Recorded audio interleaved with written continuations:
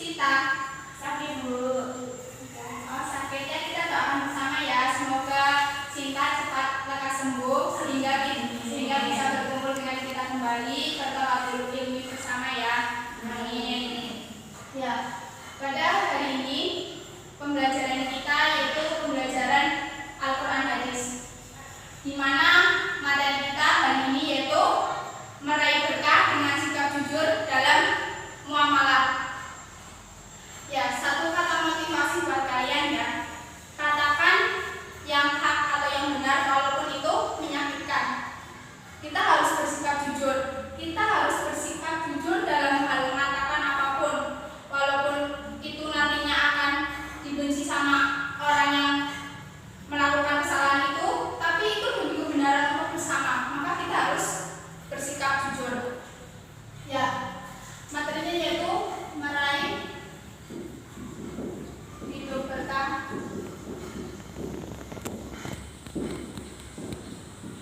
dengan jujur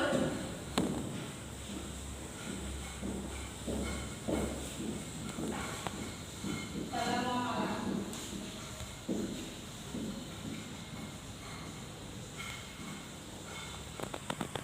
Ya, apa sih kata jujur?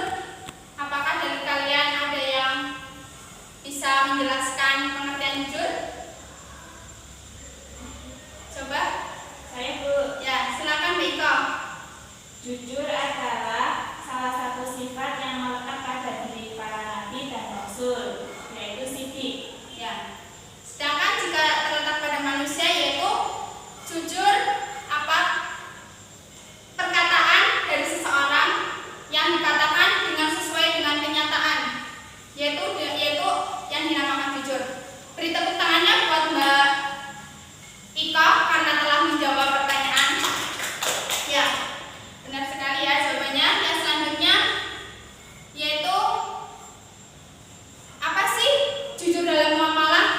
Jujur dalam muamalah berarti kita melakukan segala hal bermuamalah seperti hal sosial dalam berjual beli maupun apapun, kita melakukannya dengan jujur, dengan perkataan dan perbuatan yang sesuai dengan kenyataan. Contohnya ya, kita diperintahkan oleh orang tua kita. Semisal ya, Mbak Selisa diperintahkan oleh orang tuanya, "Sel, ini tolong belikan garam di warung," maka Mbak Selisa melakukannya. Dan setelah itu, jika Mbak Selisa diberi uang 10.000, maka setelah kembali ke rumah, setelah membeli garam itu, Selisa mengembalikan uang tersebut sesuai dengan yang diberikan oleh penjual tersebut. Itu yang dinamakan jujur dalam bermuamalah. Apakah sampai sini kalian paham kata jujur dalam bermuamalah? Ya, alhamdulillah ya kalau kalian jujur.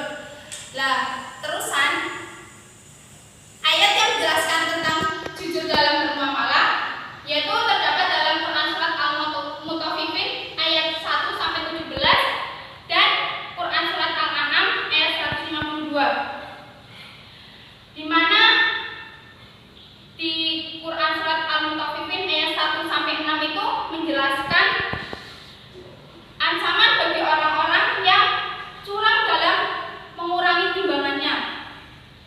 Banyak kan sekarang penjual-penjual yang sering melakukan timbangannya dikurangi dan sebagainya. Itu nggak boleh ya, nantinya akan mendapatkan ancaman yang begitu pedih dari Allah Subhanahu wa taala. Karena dengan mengurangi timbangan tersebut, kita sama saja melakukan mengambil hak yang dimiliki orang lain. Ya, seperti itu.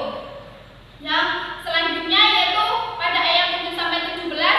Coba Mbak Yuli, apa isi kandungan surat Al-Mutaffifin ayat 7 sampai 17?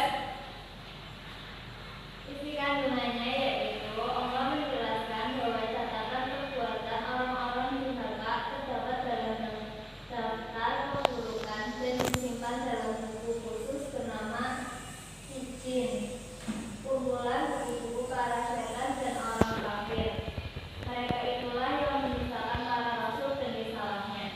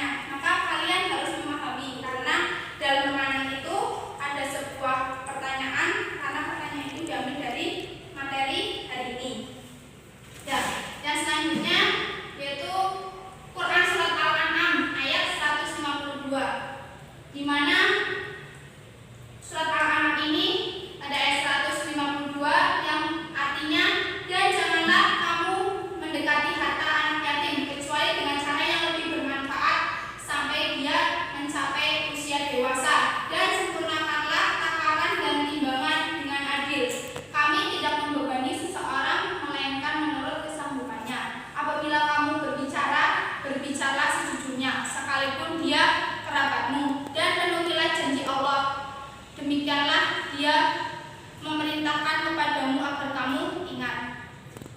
Nah, pada Quran surat Al-An'am 152 ini isi kandungannya yaitu Allah memerintahkan kepada kita untuk menyempurnakan takaran dan timbangan secara adil.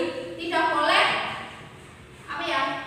tidak boleh merekayasa untuk mengurangi takaran tersebut, entah itu kepada saudara kita, kepada orang yang kita benci, maupun orang yang kita tidak kenal.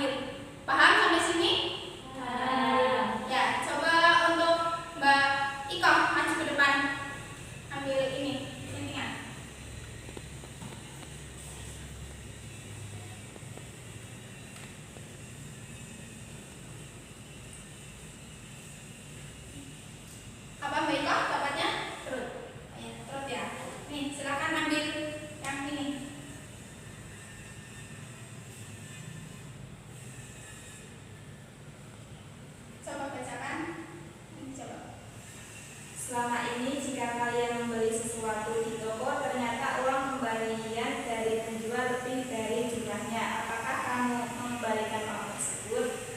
Ya gimana Mbak Iko jika mengalami hal tersebut? Ya baiknya dikembalikan kepada penjualnya. Ya, makasih Mbak Iko. Kembali ke tempat. Ya, selanjutnya Mbak Asri. Mas ke depan.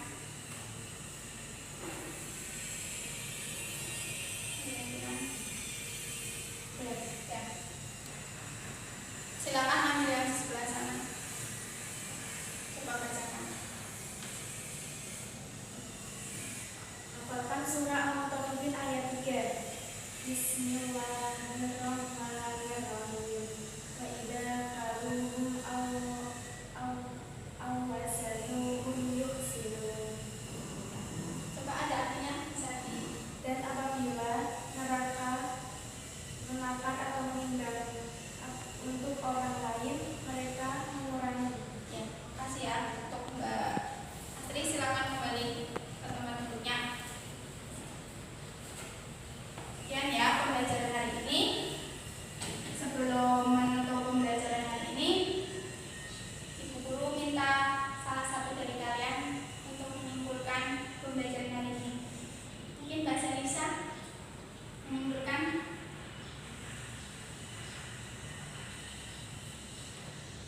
Jadi jujur adalah salah satu sifat yang melekat pada diri para nabi dan rasul, yaitu sidik. Jujur berarti mengakui, berkata, atau memberikan suatu informasi yang sesuai dengan kenyataannya atau dengan kebenaran, tanpa ditambahi atau kekurangan. Ya, terima kasih ya Mbak Salisa. Beri tepuk tangannya.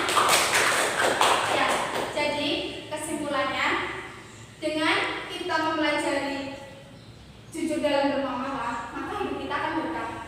Kita harus melakukan jujur dalam semua hal, yaitu kita mengatakan dan menyampaikan sesuatu itu sesuai kenyataannya, walaupun dalam suatu kata-kata kan katanya katakan yang hak walaupun itu baik. Ya, maka itu dari itu kita ambil manfaatnya dengan kita lebih baik hidup jujur.